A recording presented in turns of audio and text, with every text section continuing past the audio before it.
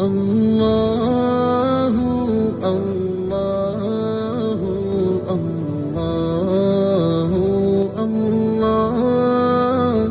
اللہ اللہ اللہ۔ آج کا سبق سورہ رحمان سے ہے، یہ مدنی صورت ہے۔ اس میں 78 آیات اور 3 رکوع ہیں۔ بہت اہم رکوع صورت ہے یہ، اور اس صورت میں اللہ تبارک و تعالیٰ نے اپنی دین اور دنیا کی نعمتیں بیان فرمائی ہیں، اور پھر نعمتیں بیان کرنے کے ساتھ ہی فرمایا فَبِأَيِّ آلَاءِ رَبِّكُمَا تُكَذِّبَانِ، تو اپنے رب کون کون سی نعمتوں کو جھٹلاؤ گے۔ یہ جملہ اس صورت میں 31 مرتبہ یہ آیت آئی ہے۔ بہت اہم صورت ہے۔ اس صورت کو پڑھنے سے اللہ تعالیٰ کی نعمتوں کا استحضار بھی ہوتا ہے، کتنی نعمتیں بارش کی طرح برس رہی ہیں، اور پھر اس سے اللہ کی عظمت دل میں پیدا ہوتی ہے، اطاعت کا جذبہ پیدا ہوتا ہے۔ اپنے خالق و مالک کی معرفت بھی ضروری ہے نا جی۔ تو ایک خالق و مالک کی ذات ہے، اس ذات کی حقیقت تک ہم نہیں پہنچ سکتے۔ قرآن میں فرمایا لیس کمثلہ شیء، کہ اللہ جیسی کوئی چیز نہیں ہے۔ اور اللہ کی معرفت پھر حاصل ذات کی نہیں ہوتی، اللہ کی صفات سے معرفت حاصل ہو سکتی ہے۔ اللہ کی صفات کو پہچانے، اللہ کی صفات کو اور اس کے احسانات کو پڑھنے سے، سننے سے، سمجھنے سے اللہ کی معرفت حاصل ہوتی ہے۔ اور اللہ کی معرفت بڑی چیز ہے۔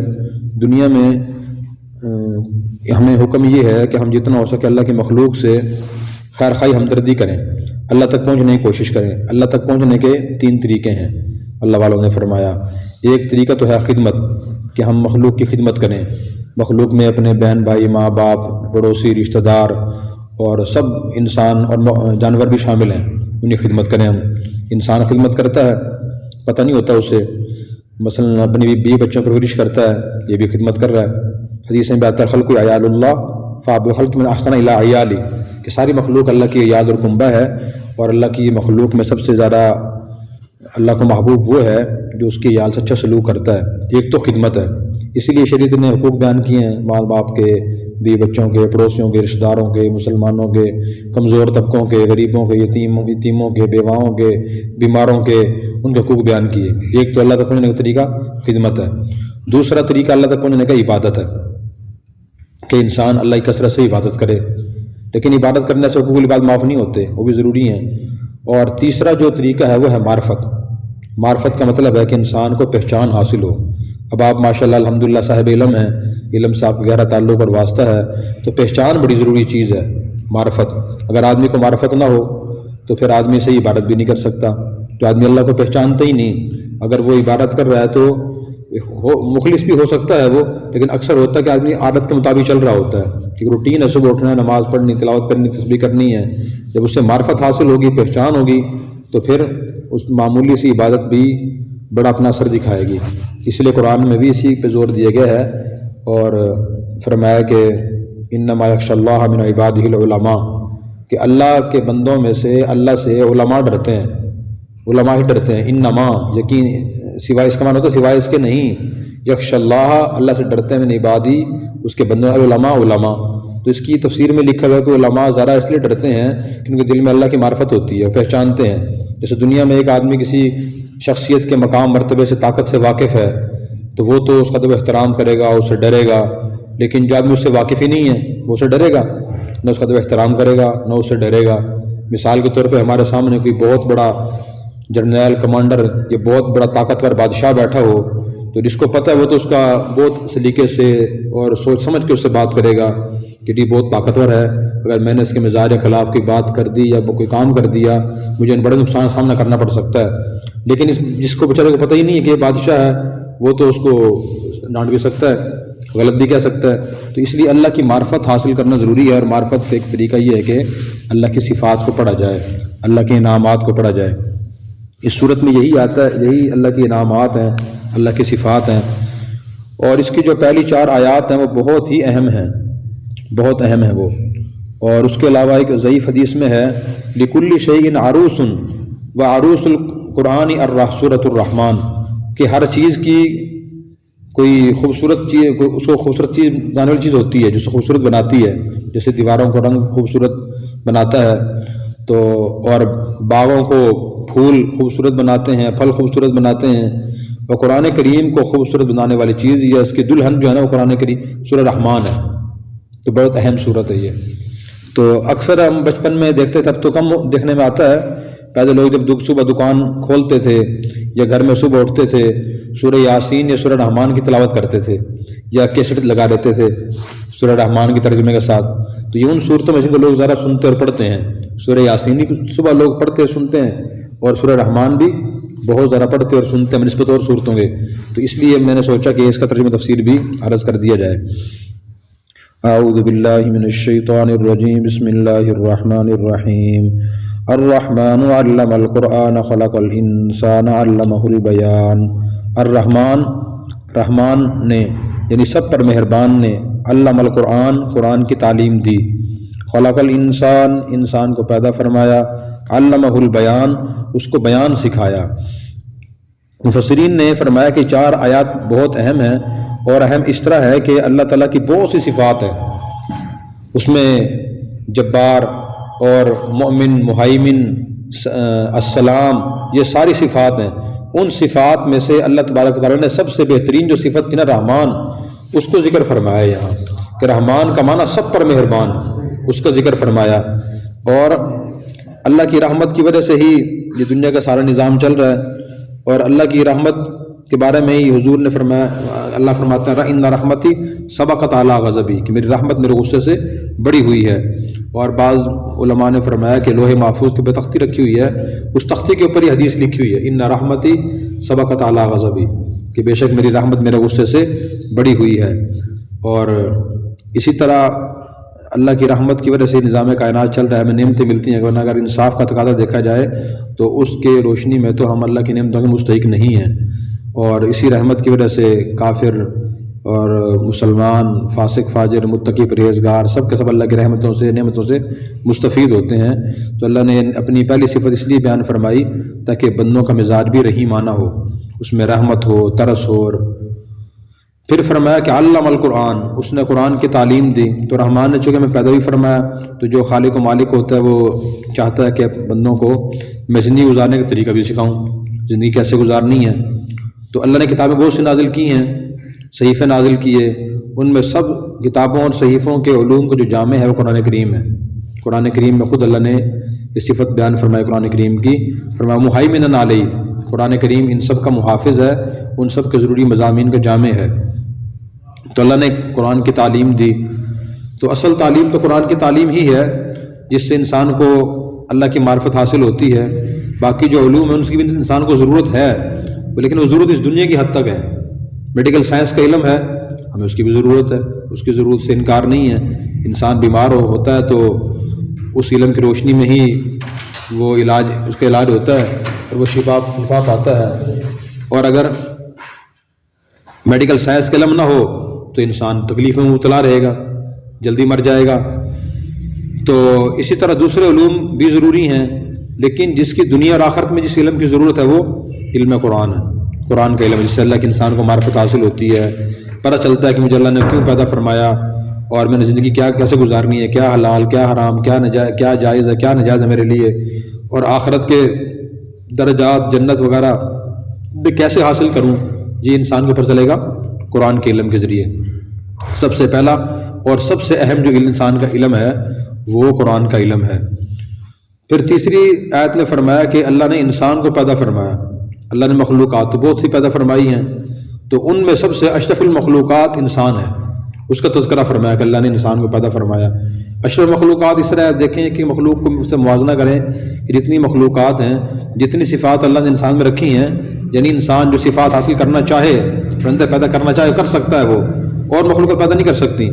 پہاڑ بول نہیں سکتے، ٹھیک ہے جی، اور دریا جو ہے نا وہ سونگ نہیں سکتے، وہ بھی نہیں بول سکتے. اور اسی طرح درخت ہیں وہ سن نہیں سکتے. انسان بولتا بھی ہے، سنتا بھی ہے، سمجھتا بھی ہے، رکوع بھی کرتا ہے، سجدہ بھی کرتا ہے، قرآن کریم کی تلاوت بھی کرتا ہے، درود شریف پڑھتا ہے. یہ سارے کام انسان کر سکتا ہے. عابد بن سکتا ہے، زاہد بن سکتا ہے، عارف بھی بن سکتا ہے، عالم بھی بن سکتا ہے، اللہ اور دین کا عاشق بھی بن سکتا ہے نا جی.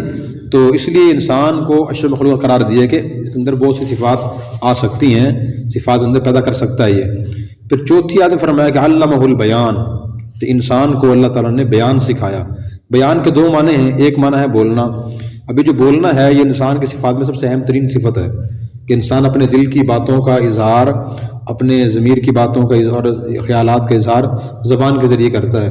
اگر انسان کی زبان نہ ہو تو انسان نہ کسی کو سکھا سکتا ہے اور نہ کسی سیکھ سکتا ہے۔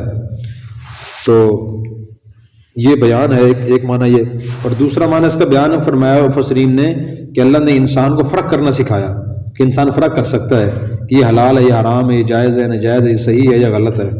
اور مخلوقات ہیں ان کو اللہ تبارک و تعالیٰ نے کچھ نہ کچھ علم عطا فرمایا ہے، ان کا علم محدود ہے، یا اسی طرح ان کو فرق کرنا سکھایا ہے۔ وہ فرق ایک محدود طریقے سے کیا سکھایا؟ جیسے آپ دیکھیں مچھلی کا بچہ انڈے سے نکلتا ہے وہ فوراً تیرنا شروع کر دیتا ہے، اللہ نے تیرنا سکھایا ہے اس کو۔ پرندے کا بچہ ہے وہ اڑتا ہے، اسے پتہ ہے میں نے اڑنا ہے۔ انسان کا بچہ ہے وہ چلتا ہے، نہ وہ تیرتا ہے پیدا ہوتے ہی، اور نہ ہی وہ اڑتا ہے، وہ پاؤں کے بل چلتا ہے۔ اور سانپ کا بچہ ہے وہ رینگتا ہے زمین پہ۔ انسان کو اللہ تعالیٰ نے بولنا بھی سکھایا اور فرق کرنے کا ملکہ جو ہے ہر مخلوق کو عطا فرمایا۔ جو بولنے کی صفت ہے یہ بھی سب سے بڑی صفت ہے۔ تو ان پہلی 4 آیات میں اللہ تعالیٰ نے اپنی سب سے اہم صفت اور سب سے اہم علم، سب سے اہم مخلوق اور مخلوق کی بے انسان سب سے اہم جو صفت ہے نا وہ بیان فرمائی ہے۔ پھر فرمایا والشمس والقمر بحسبان، الشمس والقمر بحسبان، سورج اور چاند حساب سے چل رہے ہیں۔ اللہ نے حساب مقرر کر دیا ہے کہ زمین سے کتنا قریب کرنا ہے، ان کو کتنا دور کرنا ہے۔ جتنے فاصلے پر اللہ نے رکھا ہوا ہے، اگر اس سے بہت ذرا قریب آ جائے انسان یہ سورج زمین کے، تب بھی ہر چیز تہس نہس ہو جائے گی، جل جائے گی، خاک ہو جائے گی۔ اور اگر اللہ تعالیٰ سے بہت دور کر دے تو ہر چیز جم جائے گی۔ جیسے اب سردی کے موسم میں سورج زمین سے دور ہوتا ہے تو کتنی سردی پڑتی ہے، تھوڑا سا دور ہے ابھی تو، بالکل ہی دور کر دیں تو ہر چیز جم جائے گی۔ ایک مقررہ حساب رکھا ہے، اس حساب سے ہی رات دن تبدیل ہوتے ہیں، اس حساب سے مہینے بنتے ہیں، اس حساب سے سال بنتے ہیں، اور اس حساب سے ہی پھر انسان اپنے معاملات طے کرتا ہے۔ شادی فلاں تاریخ کو ہے، گندم فلاں تاریخ کو کاشت کی تھی اور فلاں تاریخ کو کاٹنی ہے، فلاں تاریخ کو آپ کو پیسے دیں گے، فلاں تاریخ کو آپ سے چیزیں لیں گے۔ تو یہ اللہ نے ان کا حساب رکھا ہوا ہے۔ اس میں سبق ہے ہمارے لیے کہ ہم بھی اپنے ہر کام کا، اپنے اوقات کا حساب رکھیں۔ جتنے بھی ہمارے معاملات ہیں ان کو ہم اپنے اوقات پہ تقسیم کریں اور اپنا نظام الاوقات بنائیں، اور اس کے مطابق ہم وقت جو ہے نا گزاریں۔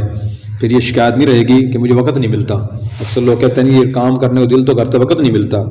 وقت تو وہی ہے جو انبیاء علیہ السلام، صحابہ کرام، تابعین، تبع تابعین سب کے پاس تھا۔ آج کے اور پہلے دوروں باکمال لوگوں کے پاس بھی یہ وقت 24 گھنٹے تھے، انہوں نے صحیح استعمال کیا۔ تو اس لیے ہمیں چاہیے کہ اپنے اوقات کو صحیح استعمال کریں۔ جیسے سورج اور چاند کے طلوع و غروب کے اوقات مقرر ہیں، اسی طرح ہمارے بھی طلوع و غروب کے اوقات مقرر ہونے چاہیے کہ کس وقت ہم نے سونا ہے، کس وقت کون سا کام کرنا ہے۔ پھر فرمایا والنجم والشجر یسجدان، سورج نجم کا معنی ہے یہاں 2 معنی کیے اس کے۔ ایک معنی اس کا کیا گیا ہے ستارے، اور دوسرا معنی اس کا کیا گیا ہے بوٹیاں، یعنی وہ درخت جو بیلدار ہوتے ہیں، ان کا تنا نہیں ہوتا۔ وہ شجر اور درخت سجدان سجدہ کرتے ہیں۔ تو اللہ کی قدرت کی بڑی نشانی ہے۔ اللہ متوجہ کر رہے ہیں کہ جو بے جان بوٹیاں ہیں اور درخت ہیں وہ اللہ کو سجدہ کرتی ہیں، انسان سجدہ نہ کرے، جبکہ اس کو اللہ نے قرآن کے لمبے عطا فرمایا، اس کو انسان ہی بنایا، اسے بولنا بھی سکھایا، یہ ساری صفات اس کو عطا فرمائی، سجدہ نہ کرے۔ کتنی شرم کی بات ہے یہ، اور اس کے لیے کتنی سوچنے کی غور و فکر کی بات ہے۔ تو نجم کا معنی ستارہ بھی ہوتا ہے، اور یہاں اس کا معنی میں بتایا وہ ہے بغیر تنے کا درخت۔ یہ لفظ مشترک ہے۔ لفظ مشترک وہ ہوتا ہے جس کے ایک سے زیادہ معنی ہوں، تو ایک سے زیادہ معنی ہوں تو وہ لفظ مشترک ہوتا ہے۔ تو نجم کا معنی ستارہ بھی ہوتا ہے اور بغیر تنے کا درخت بھی ہوتا ہے۔ موقع مال دیکھ کے ترجمہ کیا جاتا ہے کہ یہاں کون سا ترجمہ ذرا مناسب بنتا ہے۔ تو آگے چونکہ درخت آ رہا ہے تنے والا درخت، تو اس سے پہلے بغیر تنے والے جو درخت جو بیلیں ہیں تو وہ اس سے مراد ہیں۔ جیسے انگور کی بیل ہے، کدو کی بیل ہے، تو ان کے تنا نہیں ہوتا، یہ سجدہ کرتی ہیں اللہ کو۔ درخت بھی سجدہ کرتے ہیں۔ درختوں کو آپ دیکھیں، اکثر درختوں کی شاخیں جو جھکی ہوتی ہیں نیچے ایسے، اور بیل تو زمین ہی پڑی ہوتی ہے، وہ چڑھایا رہتا ہے، پھر یہ پتے جھکے ہوئے ہوتے ہیں، اس کے پھل جھکے ہوئے ہوتے ہیں، یہی ان کا سجدہ ہے۔ اس سے مجھے ایک واقعہ بھی یاد آ گیا۔ حضرت حکیم الامت مولانا شریف تھانوی رحمۃ اللہ علیہ کے پاس ایک پروفیسر صاحب آئے، اور ناراض نہ ہونا آپ، ٹھیک ہے، تو وہ تھے جنہوں نے دین سیکھا ہوا نہیں تھا، دین سے محبت نہیں تھی، تو وہ آئے اور حضرت سے کہنے لگے کہ جی حضرت جی یہ مولوی کیا سمجھتے ہیں، قرآن پہ ہمارا قبضہ ہے، ہمارا اجارہ داری ہے اس پہ، ہم صرف تفسیر ہم بیان کر سکتے ہیں، ترجمہ ہم بیان کر سکتے ہیں، مسائل ہم بتا سکتے ہیں، تو عام بندہ کیوں نہیں بتا سکتا؟ اللہ تعالیٰ نے قرآن کریم میں فرمایا، قرآن ہم نے آسان کر دی ہے، پچھلی صورت گزری ہے سورہ قمر، اس میں باوف آیا وَلَقَدْ يَسَّرْنَا الْقُرْآنَ لِلذِّكْرِ فَهَلْ مِن مُدَّكِرٍ، میں قرآن آسان کر دیا نصیحت کے لیے، ہے کوئی نصیحت حاصل کرنے والا؟ تو آپ کیوں کہتے ہیں یہ؟